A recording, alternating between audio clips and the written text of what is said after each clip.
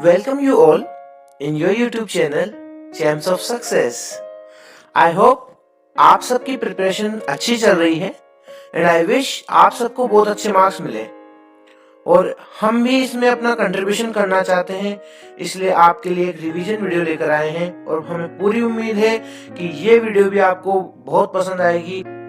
तो आज हम रिवीजन करने वाले हैं हमारे चैप्टर इलेक्ट्रोमैग्नेटिक वेव्स के बारे में। तो मैं इस पर ज़्यादा टाइम वेस्ट नहीं करूँगा क्योंकि सामने थ्योरी है, आप इनको पढ़ सकते हो। इसमें मुझे नहीं लगता कि कुछ समझाने की ज़्यादा ज़रूरत है क्योंकि आपने पढ़ रखा होगा। जो चीज़ इम्पोर्टेंट है उस पर डायरेक्ट आते हैं हम। तो ये नोट्स हैं, आप इनको ज़रूर पढ़ें। Okay, then let's start. Today we are going to take revision of electromagnetic waves. वैसे ये चैप्टर बहुत अच्छा चैप्टर है, इसमें ज़्यादा कुछ पढ़ना नहीं है आपको और हम भी इम्पोर्टेंट पॉइंट ही डिस्कस करेंगे। तो आपके सामने आप देख सकते हो अभी थ्योरी है, इसको आप आराम से पढ़ सकते हो, इम्पोर्टेंट है ये तो आप भी जानते हो, इसलिए पढ़कर ज़रूर जाएं। लेकिन हमारा जो मेन मोटिव है वो है इम्पोर्टेंट थिंग्स को डिस्कस करना। तो ये आप खुद से पढ़ सकते हैं, इनके जो प्रॉपर्टीज़ हैं उनको ज़रूर पढ़ के जाएं, वो आप अच्छे से याद रख सकते हो। कुछ इंपॉर्टेंट प्रॉपर्टीज़ हैं जैसे कि इसकी वेलोसिटी ऑफ ईएम वेव्स किसी भी स्पीड मीडियम में क्या होती है, फ्री स्पेस में क्या होती है, और ये E/B=C इम्पोर्टेंट फॉर्मूलाज में से हैं, इसमें न्यूमेरिकल्स भी बनते हैं। तो इसके लिए ज़रूर आप प्रिपरेशन करके जाएँ, इसके कुछ न्यूमेरिकल्स भी सोल्व करें। चलो पॉइंट पर आते हैं। मेन जो आएगा पॉइंट, जो अक्सर क्वेश्चंस आते हैं नीट में, जेई में और बोर्ड में भी बहुत टाइम से आते आए हैं, वो है कि यहाँ पे हम बात करेंगे ईएम वेव्स के टाइप कितने हैं, वो किस रेंज में कौन सी वेव है, उनके एप्लीकेशंस क्या हैं। तो हम उसी चीज़ को डिस्कस करते हैं, ठीक है। तो यहाँ पे मैंने एक ट्रिक बनाई है, एक नहीं एक्चुअली 3 ट्रिक हैं, जो भी आपको अच्छी लगे आप उसके पैटर्न को याद रख लेना, इससे आपको सारी वेव्स के नाम याद हो जाएंगे। जैसे मैंने सबसे पहले है रशियन मिसाइल इतनी वॉयलेंट, यूक्रेन में एक्स्ट्रा गम। नेक्स्ट है रेडियो में इंडियन वॉइस यूज के एक्स्ट्रा गाने, यानी इंडियन वॉइस के ऊपर यूज कर करके बहुत एक्स्ट्रा गाने बना रखे हैं रेडियोज में, ऐसे हम याद रख सकते हैं। तीसरे पॉइंट है रांची में इनवॉइस के ऊपर एक्स्ट्रा जीएसटी।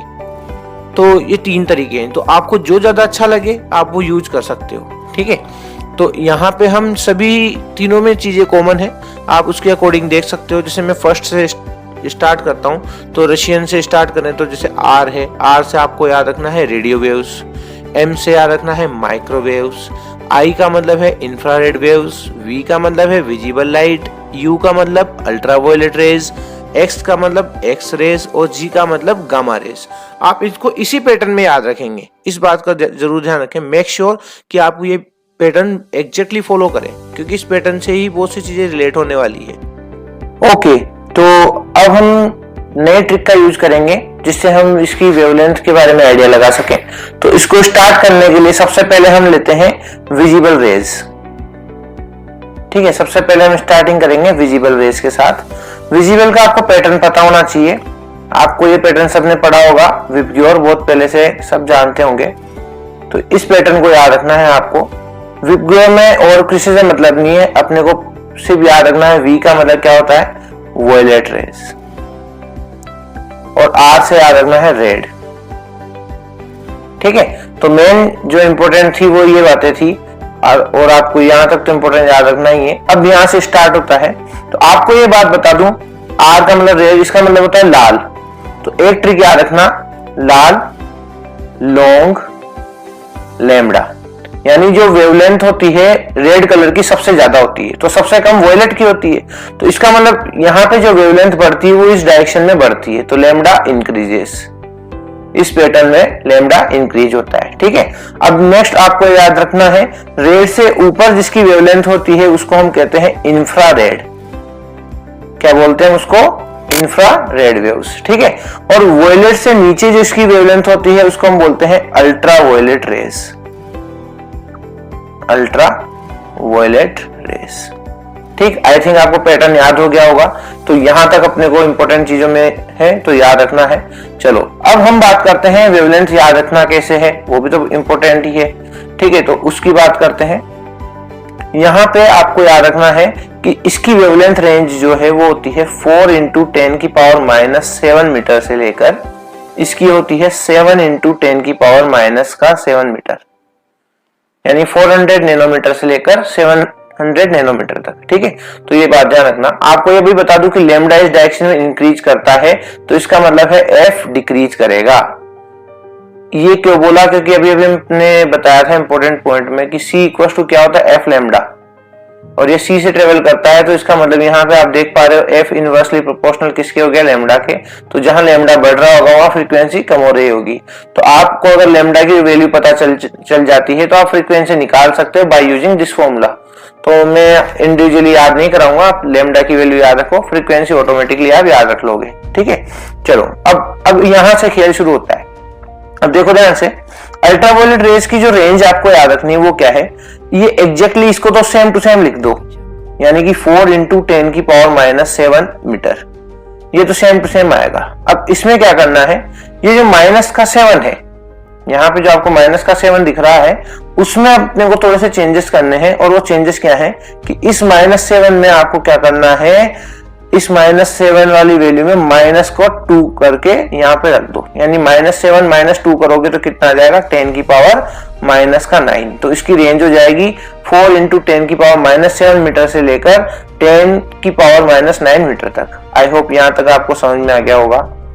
ठीक है, नेक्स्ट, उसके बाद आपको पैटर्न तो पता चल ही चुका है कि इसके बाद क्या आता है। तो आपको ये भी पता होना चाहिए कि नेक्स्ट आएगा अपना एक्स रेज, नेक्स्ट है अपना एक्स रेज। अब एक्स रे में क्या करना है, ध्यान से समझना। तो एक्स रे में पहले ये यहाँ पे ये आ गया, अब इसको तो यहाँ रखना है, यानी 10 की पावर -9 मीटर, ये तो आएगा। अब इसकी रेंज को पता करना है कहां से कहां तक है। तो ये -2 किया ना, तो इस बार -2 की जगह अपने को करना है -3, इस जगह अपने को क्या करना है, -3। तो यहाँ पे -3 करोगे तो वैल्यू कितनी आ जाएगी, 10 की पावर -12 मीटर। ये रेंज हो गई एक्सरे की। आई होप आपको यहां तक भी अच्छे से समझ में आ गया होगा। और लास्ट अपना बचता है गामा रेज, लास्ट अपना बचता है गामा रेज, और उसके लिए आपको याद रखनी है ये 10 की पावर -12 को याद रखना है। देखो सबका यूज हो गया, इसका यहाँ यूज कर लिया हमने, अब ये बच रहा है, तो अपने को याद रखना है 10 की पावर -12 मीटर। बस इससे आपकी वैल्यू क्या होनी चाहिए, ज्यादा होनी चाहिए। तो इससे ऊपर की जो वेवलेंथ है वो किस में चली जाएगी, गामा रेज में।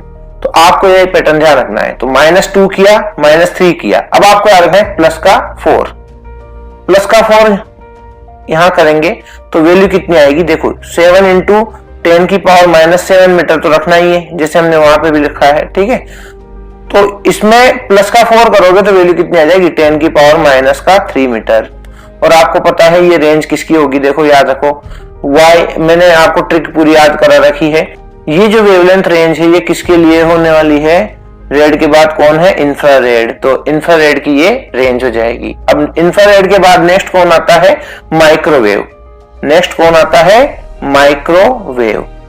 तो माइक्रोवेव की रेंज हमें याद रखनी है, तो कैसे करेंगे, ये वैल्यू आपको पता ही चल गया होगा कि ये वैल्यू तो एग्जैक्ट रखनी है अपने को। तो 10 की पावर -3 मीटर तो आएगा।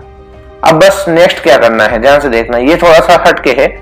यहाँ पे हमने -2 किया और -3, यानी -1 करते ही वैल्यू आ गई। यहाँ पे हमें प्लस के 4 को हाफ करना है, यानी ये +4 था तो यहाँ प्लस का 2 करना है।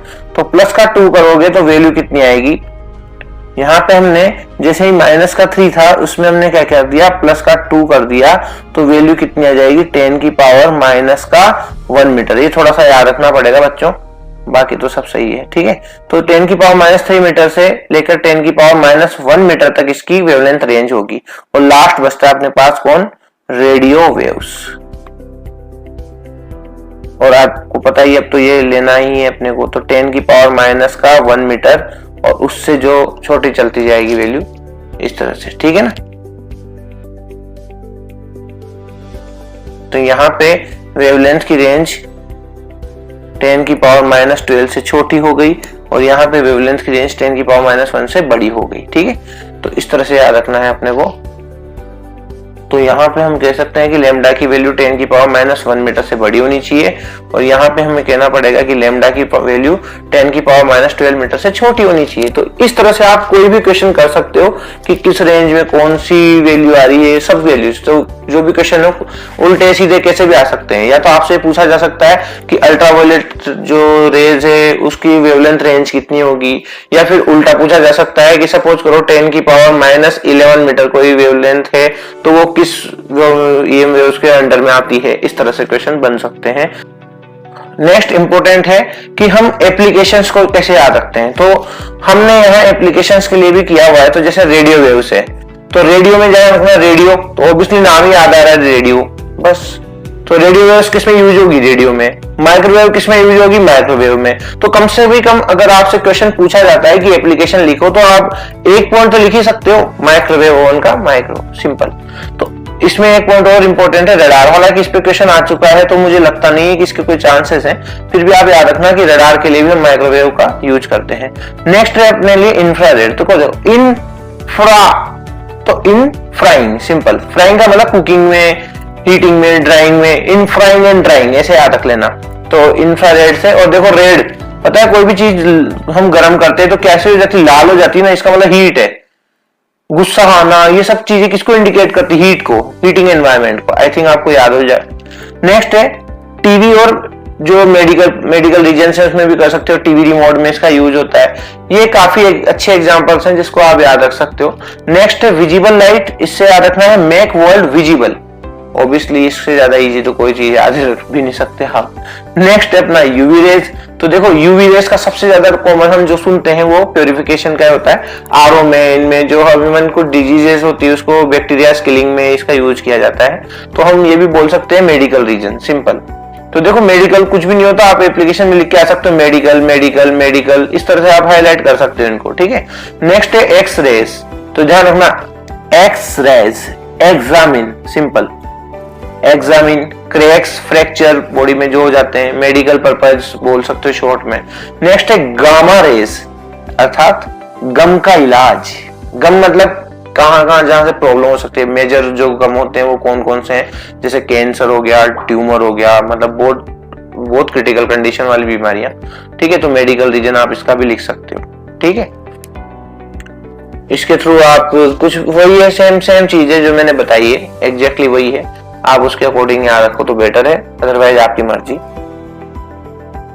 नेक्स्ट है ये जो हमने पढ़ाया है उसको देखो, वो तो ट्रिक्स है, वो याद हो जाए तो बहुत बेटर है। अब जैसे प्रोडक्शन कैसे होता है, इनकी भी ट्रिक अगर आप याद करना चाहो तो कर सकते हो। और जो टॉपर्स हैं उनको तो सब याद करके जाना पड़ेगा, लेकिन काफी हद तक हमने इन चीजों को कवर कर दिया है और मुझे नहीं लगता इसके अलावा कुछ पढ़ने की जरूरत है। लेकिन जिसको 1 मार्क्स भी अगर नहीं कटाना हो तो वो परफेक्टली पढ़े, उसका कोई और सॉल्यूशन नहीं है, ठीक है बेटा। नेक्स्ट है ये सारे पॉइंट्स आप याद रखना। हाँ, हमने आपके लिए कुछ इंपॉर्टेंट न्यूमेरिकल्स को हाईलाइट किया है। प्लीज आपसे रिक्वेस्ट है इन न्यूमेरिकल्स को करके ही एग्जाम में जाएं, ठीक है। जैसे ये मैंने गिनती के 10 क्वेश्चन है, आप आराम से कर लोगे, ठीक है, वो भी सॉल्यूशन के साथ। तो एक बार चेक जरूर कर लें, ठीक है, आप इनको चेक कर लें। Subscribe the channel to be part of our